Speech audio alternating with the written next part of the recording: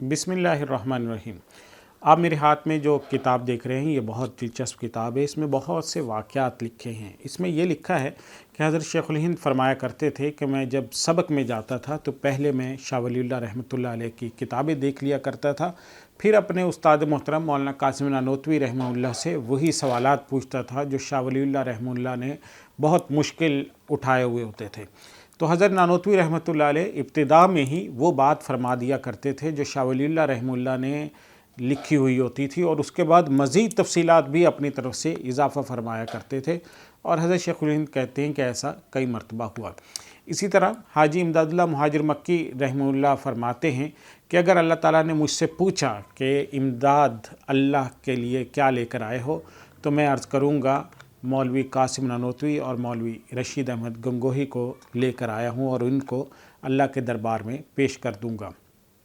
اسی طرح ایک مرتبہ حضرت مولانا رشید احمد گنگوہی رحمۃ اللہ علیہ آنکھوں میں سرما لگا رہے تھے۔ کسی نے پوچھا کہ آپ کی بینائی تو جا چکی ہے، پھر کیوں سرما لگا رہے ہیں؟ تو انہوں نے فرمایا کہ بینائی رہے یا نہ رہے، سنت کو کسی حال میں بھی نہیں چھوڑا جا سکتا۔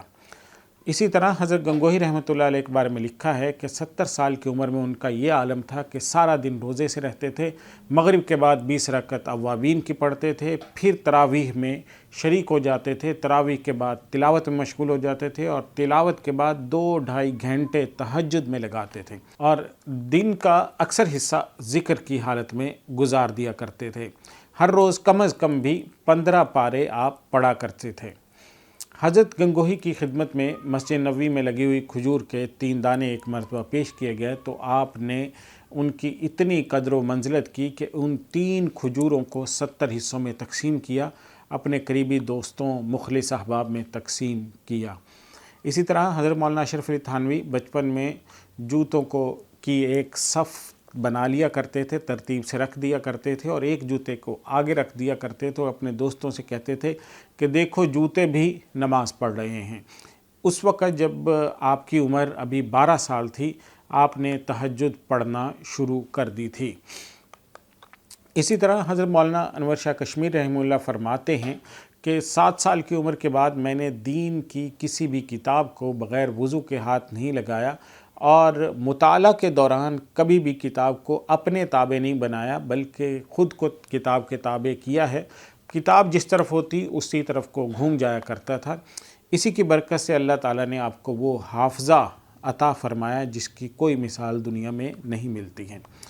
حضرت مولانا انور شاہ کشمیری اپنے استادوں کا بھی بے انتہا ادب کیا کرتے تھے، اور جب اپنے استاد حضرت شیخ الہند رحمۃ اللہ علیہ کے پاس حاضر ہوا کرتے تھے تو اس قدر جھک جاتے تھے کہ خطرہ ہوتا تھا کہیں زمین پر نہ گر جائیں۔